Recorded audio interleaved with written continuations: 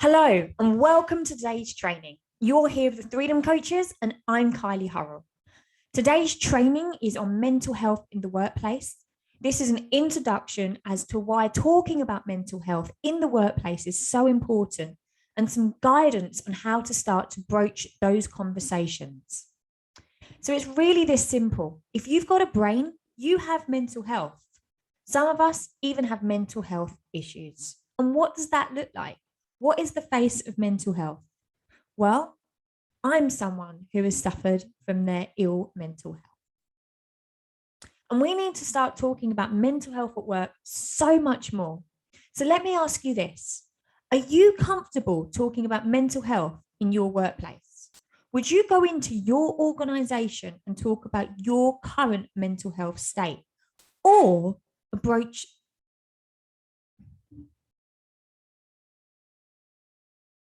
Sorry, Dean, I messed up. So I'm going to start again. Hello, and welcome to today's training. You're here with the Freedom Coaches, and I'm Kylie Hurrell. Today's training is on mental health in the workplace. This training is about an introduction to mental health, why it's important to start talking about mental health in the workplace, and some guidance on how to start having those conversations. So it's this simple. If you have a brain, you have mental health. And some of us have mental health issues. Now, what does that look like? What does the face of mental health look like? Well, I'm someone who has suffered with their mental health. And we need to start talking about mental health at work so much more. So let me ask you this question.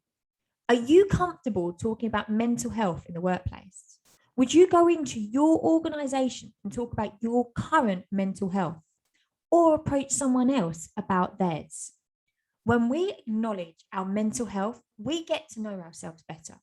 We are more authentic people, employees, and leaders.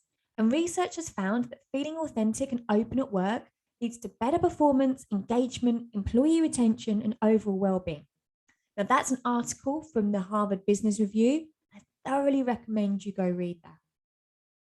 Now, do you leave your mental health at the door? You get up, you walk outside of your front door, you commute, you get into the door of your organization? Of course not. Your mental health comes with you. Now, these following statistics are UK statistics.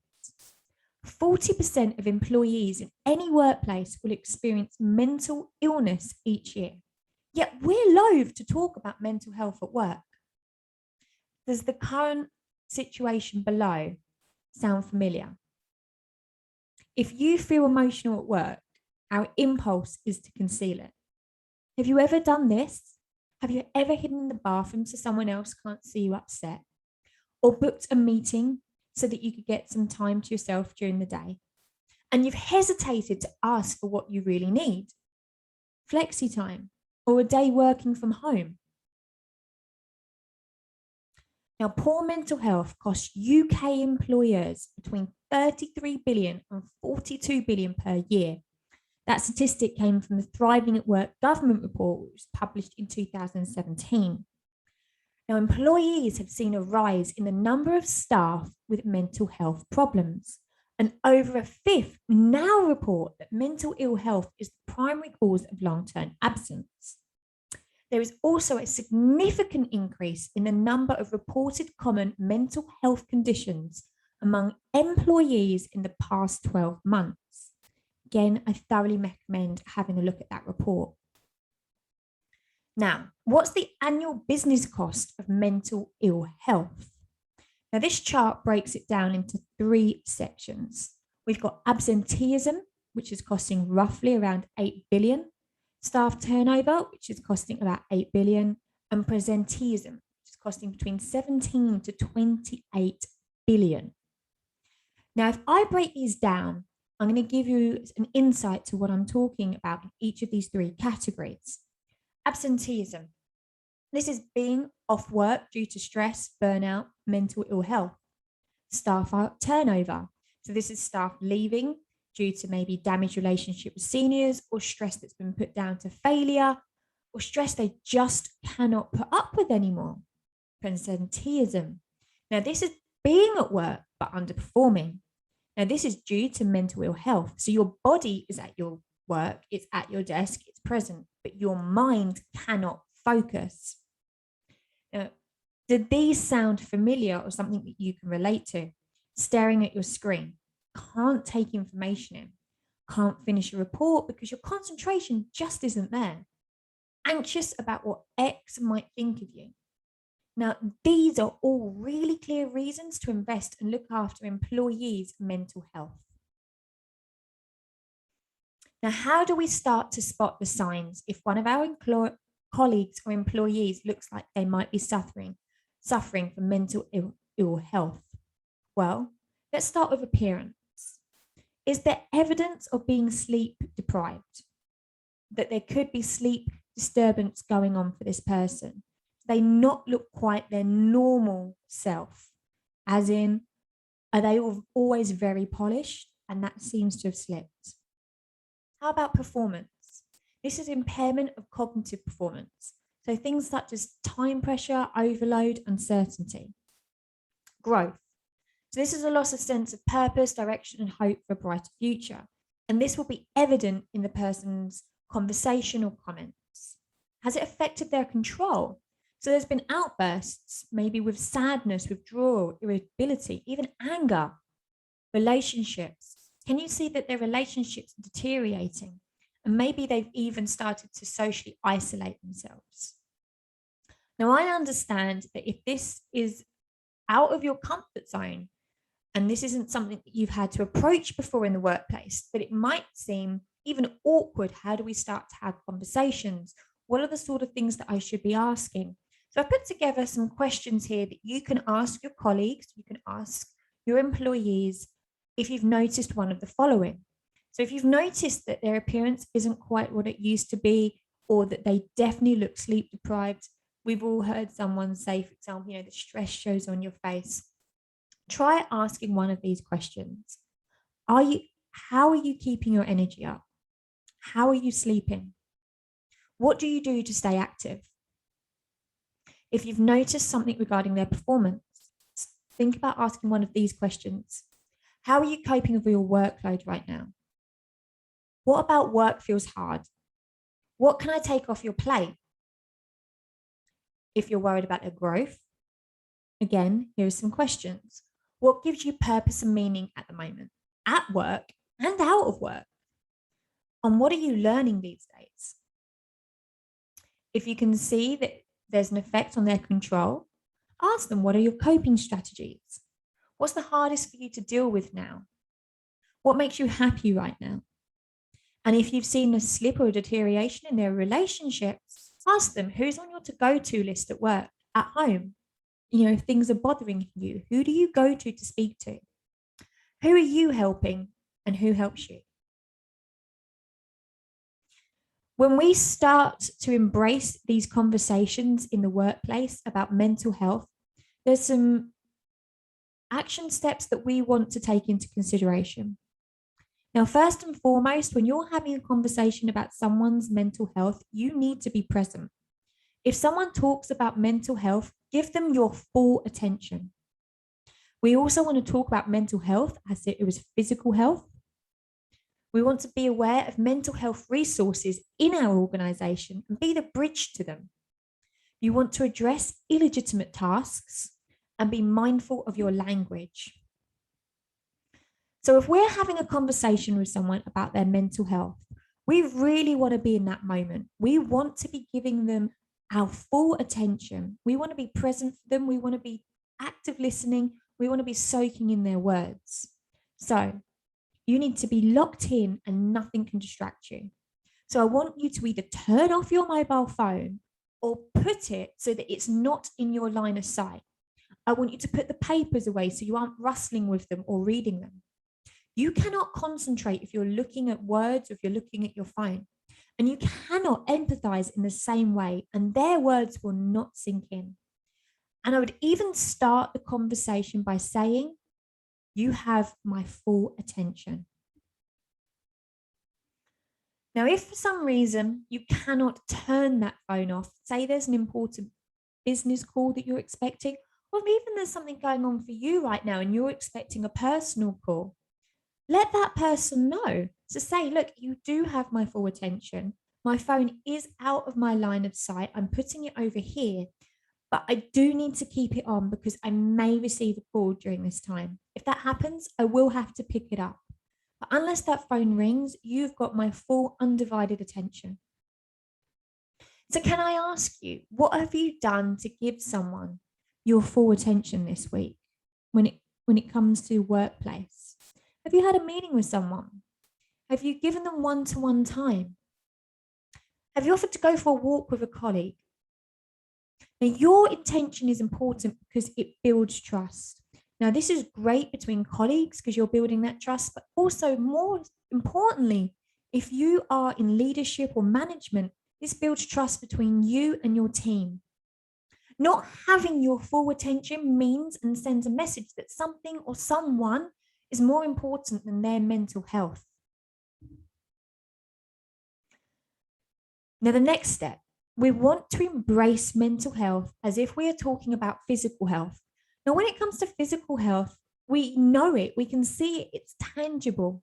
We've got used to talking about if someone has a broken leg or if they've had an operation.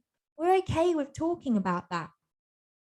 So if your colleague was in hospital, what would you do? If they'd had an operation on their leg or they'd broken their leg or they had a particular illness, there are a whole host of things that you would do if that particular colleague was in hospital with a physical health condition.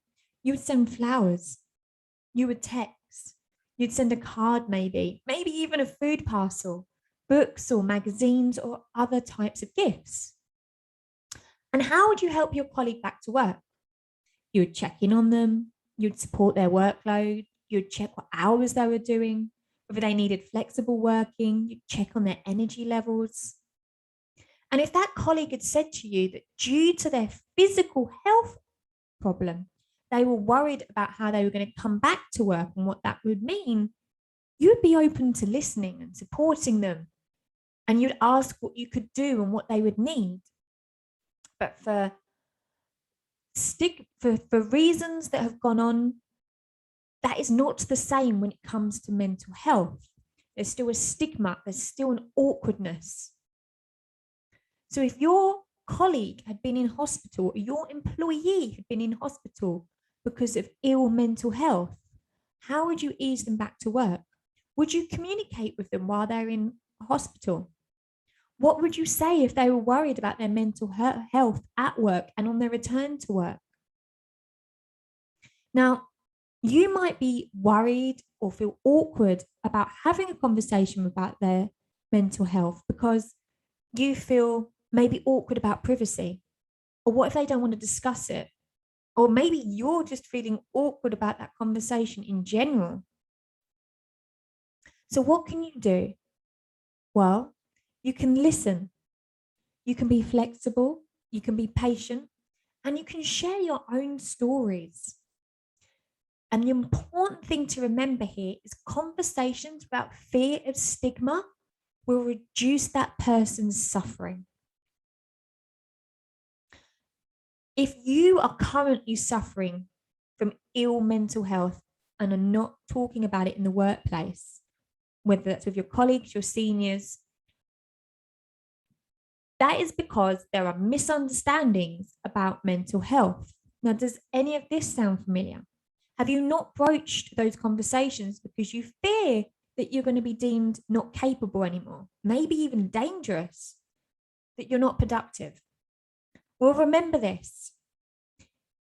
Even with your ill mental health concerns, you are still turning up for work. You're still bringing your entire self to work. You're still showing up. So you are capable. It's not that you're not productive. So I ask you this, if you're in this situation at the moment, what would you share at work?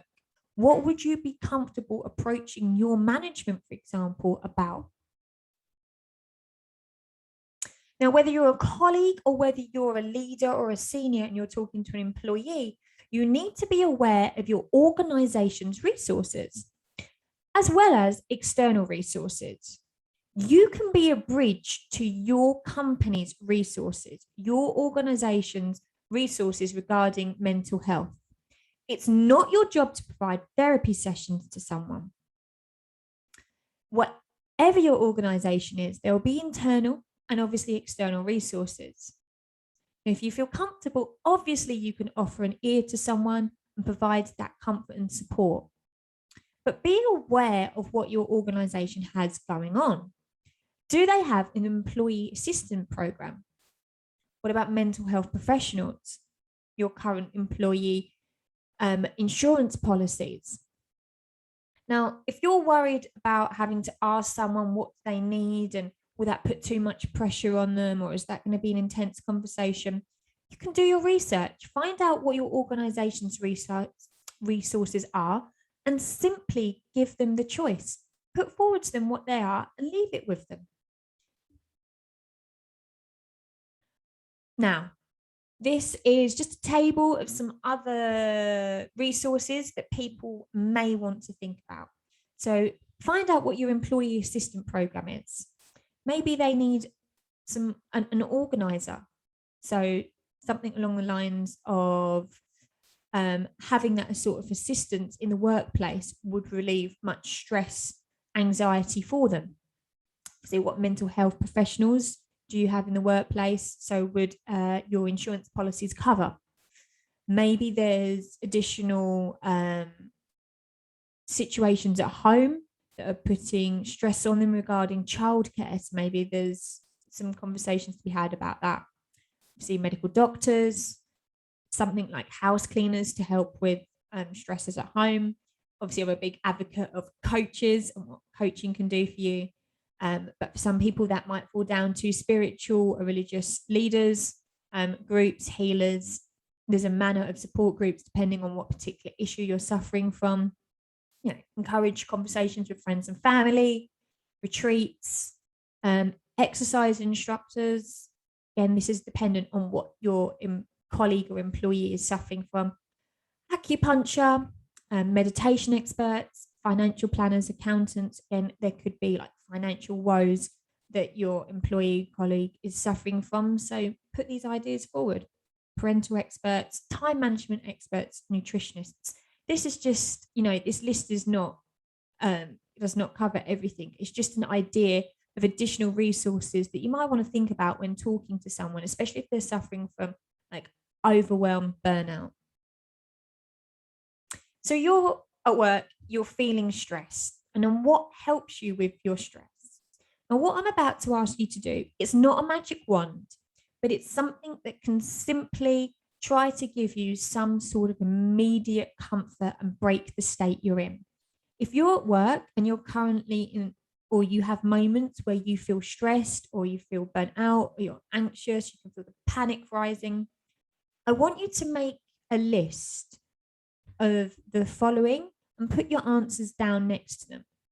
So is there a place in your home or in your work that provides you comfort?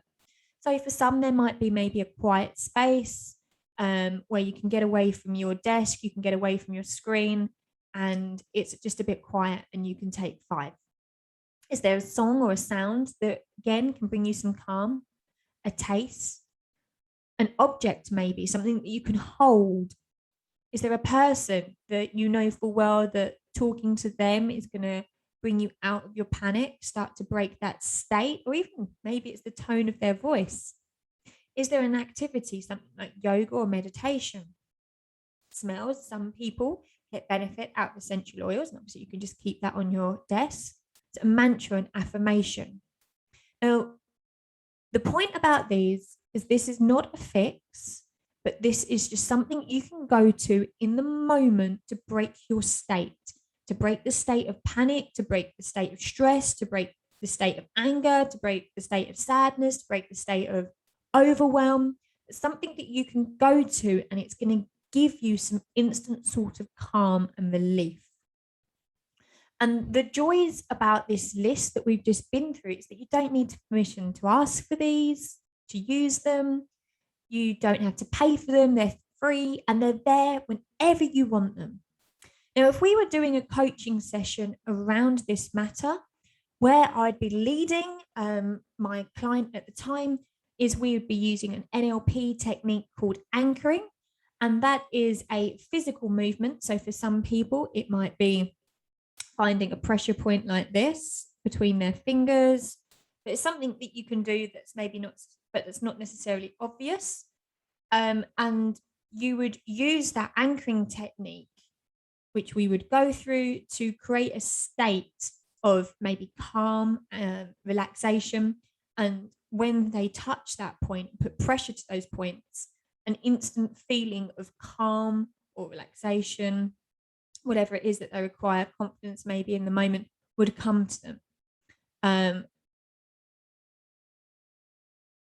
That previous list we've been through is there to be able to give you that sort of instant relief.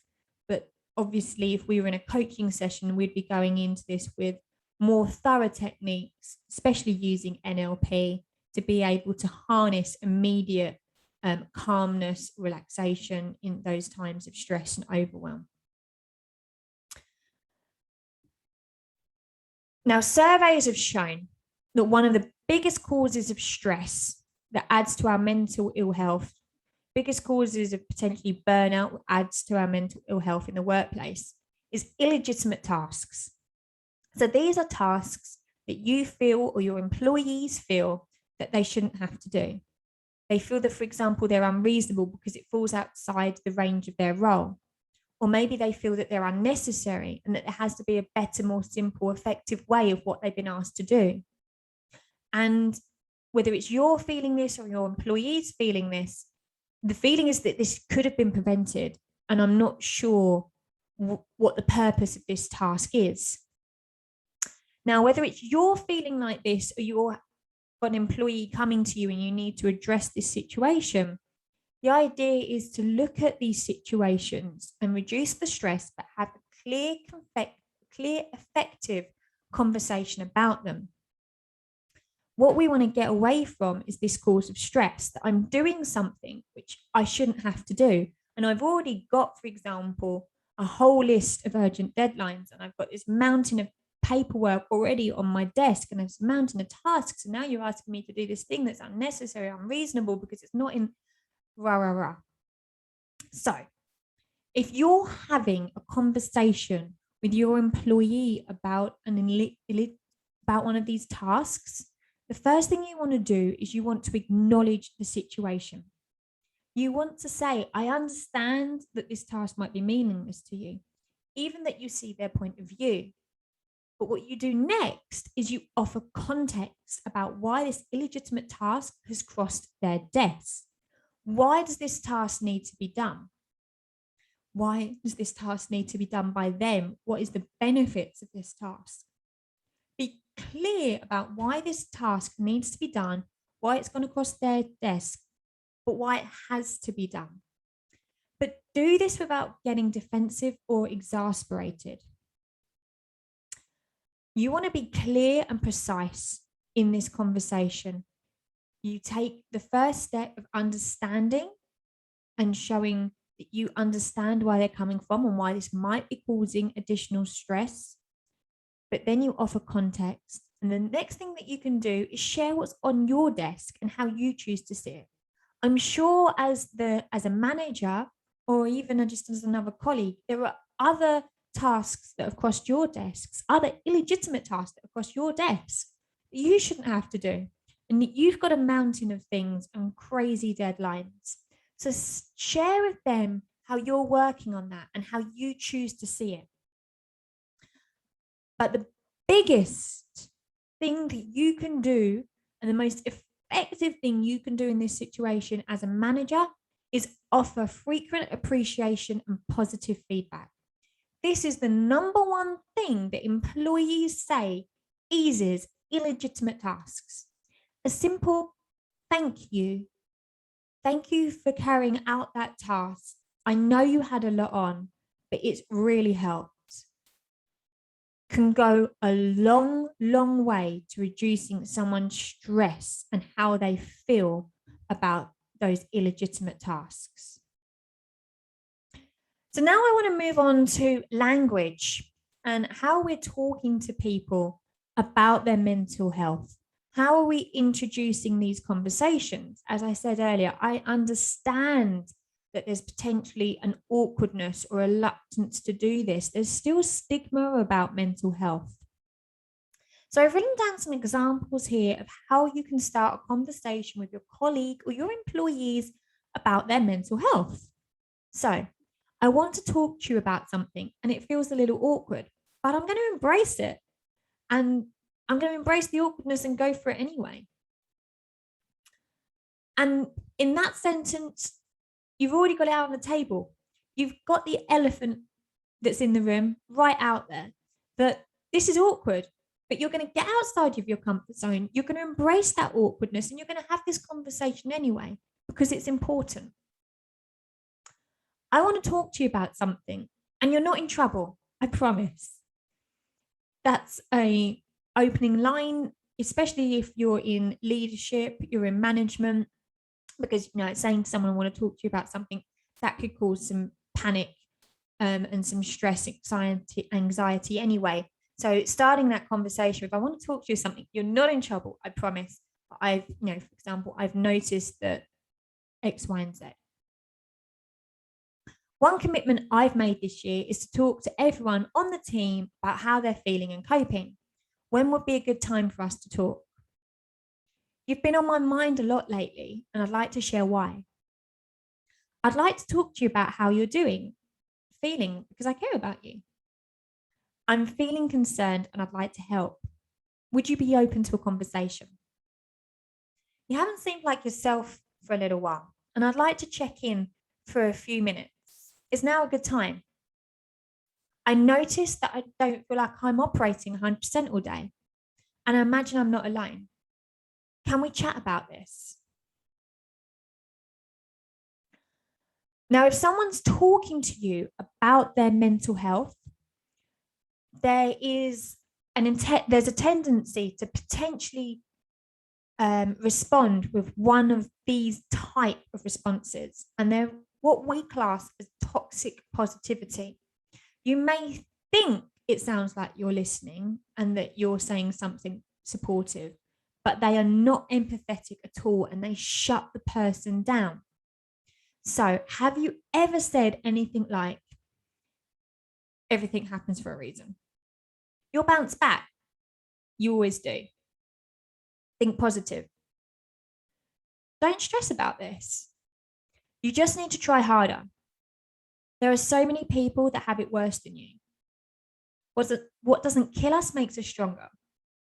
This too shall pass. You need to be present with that person. You need to understand where they are right now. You need to be open to that conversation. Now, these sort of sentences, they shut people down. So here's some responses you could have if someone's talking to you about their mental health. Thank you for confiding in me. This is hard. I believe you. I'm here to support you through this. What do you need? May I ask a few questions? What would be most helpful to you right now? What can I take off your plate? Let's make a plan. Let's discuss the resources we have available here and what else you might need. I've been through something similar. And while I don't want to make this about me, I'm open to sharing my experience with you if and when it could be helpful. So this was just a brief introduction as to why talking about mental health in the workplace is so important, and a little insight into how we can start having conversations about ill mental health. Now, our mental health has an impact on our productivity and our engagement in the workplace. And it's really this simple. Not talking about mental health is leaving money on the table. When people feel safe, they work better. So productivity, performance, and profits are going to improve. And if you're still unsure about how to start a conversation about mental health in the workplace, then blame it on this webinar. Say that you saw this webinar, that it was talking about mental health, and start a conversation that way. So blame the webinar. Whether you're looking for help in your organization with embracing mental health or embracing helping your employees thrive, Freedom Coaches cannot wait to start working with you. Have a good day.